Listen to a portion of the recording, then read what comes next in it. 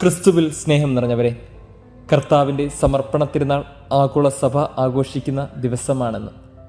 പരിശുദ്ധ കന്യകാമറിയവും യോസേപ്പ് പിതാവും അവർക്ക് ദൈവം ദാനമായി നൽകിയ കുഞ്ഞിനെ ദേവാലയത്തിൽ കാഴ്ചവെച്ചതിൻ്റെ ഓർമ്മ തിരുനാൾ. ഏറ്റവും മനോഹരമായ ദിവസമാണിത്. ദൈവത്തിന് നൽകിയ കുഞ്ഞിനെ അത് പൂർണ്ണമായും സമർപ്പണമായിരുന്നുവെന്ന് നാം ഒക്കെ തിരിച്ചറിയേണ്ടത്, ആ സമർപ്പണത്തെ ജീവിതത്തിൽ ഓർത്തെടുക്കേണ്ടതുമായ തിരുനാൾ. 40-ാം ദിവസം ഉണ്ണിയെ ദേവാലയത്തിൽ കാഴ്ചവെച്ചപ്പോൾ പ്രവാചകൻ പറഞ്ഞൊരു വാക്കുണ്ട്: നിന്റെ ഹൃദയത്തിൽ ഒരു വാൾ കിടക്കും. തീർച്ചയായും ഒരമ്മയും കേൾക്കാൻ ആഗ്രഹിക്കാത്ത ഒരു വാർത്തയാണ് അവൾ കേട്ടത്. തൻ്റെ ജീവിതകാലം മുഴുവനും ആ കുഞ്ഞിൻ്റെ മരണം വരെയും അവൾ ആ വാൾ സൂക്ഷിച്ചാണ് ജീവിച്ചത്.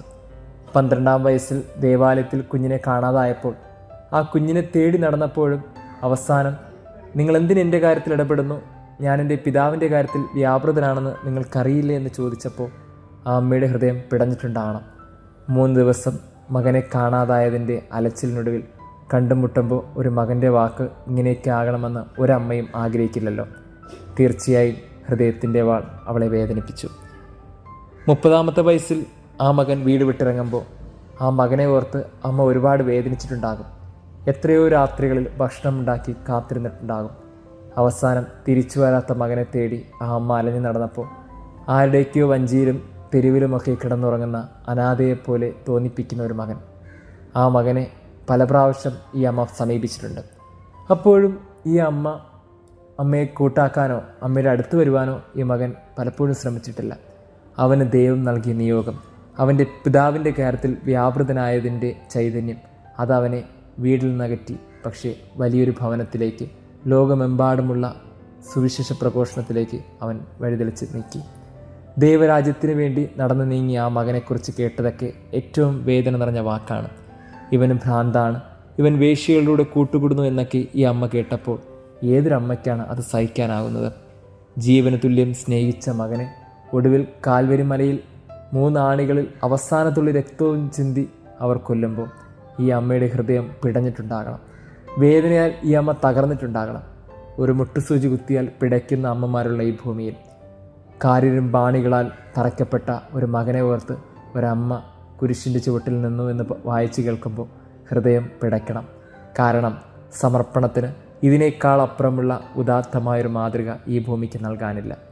അത്രയേറെ സുന്ദരമായൊരു സമർപ്പണത്തിൻ്റെ കഥ പറഞ്ഞ പരിശുദ്ധ കന്യകാമറിയത്തെ ധ്യാനിക്കുന്ന ഈ പുണ്യപ്പെട്ട നാളിൽ നമ്മുടെ സമർപ്പണം എത്രമാത്രം സമ്പൂർണ്ണമാകുന്നുണ്ട്.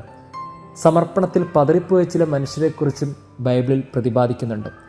അതിൽ തുടക്കം തന്നെ എടുത്തു പറയാവുന്നത് ആദത്തിൻ്റെ കഥയാണ്. ദൈവത്തിൻ്റെ ഏദൻ തോട്ടത്തിലാണ് ആദം ജീവിച്ചത്. പക്ഷേ വിലക്കപ്പെട്ട കനി അത് ആ സമർപ്പണത്തെ അവനിൽ നകറ്റി. ദൈവം നൽകിയ എല്ലാ സൗഭാഗ്യങ്ങളും മറന്നുകൊണ്ട് വിലക്കപ്പെട്ട ഒരു കനിയെ തേടിപ്പോയ ആദത്തിന് നഷ്ടപ്പെട്ടത് ദൈവത്തിൻ്റെ സൗഭാഗ്യമായിരുന്നു. പിന്നീട് അബ്രഹാം വിശ്വാസത്തിൻ്റെ പിതാവ് തന്നെയാണ്. പക്ഷേ നീതിയോടെ ആ മനുഷ്യൻ ജീവിക്കുമ്പോഴും തൻ്റെ ദാസിയെ പ്രാപിച്ചത് മൂലം ആ ദാസിയിൽ നിന്ന് ഉണ്ടായ കുഞ്ഞിനെ വേർതിരിക്കാൻ ആഗ്രഹിച്ചത് മൂലം അദ്ദേഹം ദൈവത്തിൻ്റെ നീതിബോധത്തിൽ നിന്ന് മാറിപ്പോവുകയാണ്. അത് ആ സമർപ്പണത്തിനൊടുവിലെ ഒരു കുറവായി അബ്രഹാത്തിന് എന്നും കൂട്ടായിരുന്നു. സാംസൺ എന്ന മനോഹരമായൊരു ജീവിതത്തെക്കുറിച്ച് ബൈബിളിൽ പ്രതിപാദിക്കുന്നുണ്ട്. ന്യായാധിപന്മാരുടെ പുസ്തകം 13-ാം അധ്യായത്തിലാണ് ആ ജീവിതം തുടങ്ങുന്നത്. ഏറ്റവും ശക്തനായ ഒരു മനുഷ്യനെക്കുറിച്ചാണ് അതിൽ ഓർമ്മിപ്പിക്കുന്നത്. പക്ഷേ ആ ജീവിതത്തെക്കുറിച്ച് ബൈബിൾ നാം മറച്ചു നോക്കുകയാണെങ്കിൽ ഒരു 5 അധ്യായത്തിൽ ആ ജീവിതം തീരും. ഒരു സ്ത്രീ അവൻ്റെ ഏറ്റവും വലിയ ശക്തിയുടെ രഹസ്യം തിരിച്ചറിയുമ്പോൾ അവൻ ദുർബലനായിത്തീരുന്നു. ഒരു നൂലുകൊണ്ട് പോലും അവനെ ബന്ധിക്കാൻ കഴിയുന്ന വിധത്തിൽ അവൻ ദുർബലനായിത്തീരുന്നു. സമർപ്പണത്തിൻ്റെ ബോധ്യം എവിടെയോ നഷ്ടപ്പെട്ടപ്പോൾ ഏറ്റവും ശക്തനായ മനുഷ്യൻ ഏറ്റവും ബലഹീനനായിത്തീർന്ന ഒരു കഥയുടെ ഓർമ്മയുണ്ട്. സ്നേഹമുള്ളവരെ, കുറേ കുറവുള്ള മനുഷ്യരെ, വീണുപോയ മനുഷ്യരെ, സമർപ്പണ ജീവിതത്തിൽ തകർന്നു പോയ മനുഷ്യരെയും ബൈബിൾ പ്രതിപാദിപ്പിക്കുന്നു. എങ്കിലും കർത്താവിൻ്റെ തിരഞ്ഞെടുപ്പുകളൊക്കെ നാം കാണുകയാണെങ്കിൽ അതൊക്കെ മനോഹരമാണ്. കുറവുള്ള മനുഷ്യരെയാണ് ദൈവം തിരഞ്ഞെടുത്തത്. 5000 പേർക്ക് ഭക്ഷണം നൽകാൻ അവൻ കരുതിയത് 5 അപ്പത്തെയാണ്. വീര്യമുള്ളൊരു വീഞ്ഞിന് വേണ്ടി അവൻ കാത്തു സൂക്ഷിച്ചത് പച്ചവെള്ളത്തെയാണ്. ഒന്നുമില്ലാത്തതിൽ നിന്നാണ് കർത്താവ് വലിയ മനോഹരമായ എന്തെങ്കിലുമൊക്കെ സൃഷ്ടിച്ചിട്ടുള്ളത്. പൗലോസ് അപ്പോസ്തലൻ 1 കൊരിന്ത്യക്കാർക്ക് എഴുതിയ ലേഖനത്തിൽ 1-ാം അധ്യായം 27-ാം വാക്യത്തിൽ പറയുന്നുണ്ട്: വിജ്ഞാനികളെ ലജ്ജിപ്പിക്കാൻ ഭോഷന്മാരെ അവൻ തിരഞ്ഞെടുത്തു. ശക്തമായവനെ ലജ്ജിപ്പിക്കാൻ അശക്തമായവനെ അവൻ തിരഞ്ഞെടുത്തു. ദൈവത്തിൻ്റെ പ്രവൃത്തികളൊക്കെ അത്ഭുതകരമാണ്. നമ്മളെയും ദൈവം വലിയ കാര്യങ്ങൾക്ക് വേണ്ടി തിരഞ്ഞെടുത്തിട്ടുണ്ട്. ഒരുപക്ഷെ കുറവുകളുള്ളവരായിരിക്കാം, കുറ്റങ്ങളുള്ളവരായിരിക്കാം.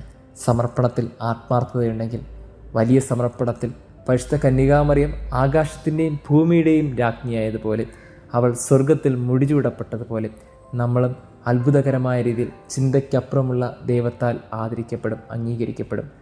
ദൈവം എത്രമാത്രം ഉയർത്തുന്നോ അത്രമാത്രം സമർപ്പണത്തിൽ ആത്മാർത്ഥതയോടെ ജീവിക്കേണ്ടത് നമ്മുടെ ഉത്തരവാദിത്തമാണ്. മനോഹരമായൊരു സമർപ്പണ ജീവിതം ജീവിക്കുവാൻ സർവശക്തനായ ദൈവം നമ്മെല്ലാവരെയും അനുഗ്രഹിക്കട്ടെ.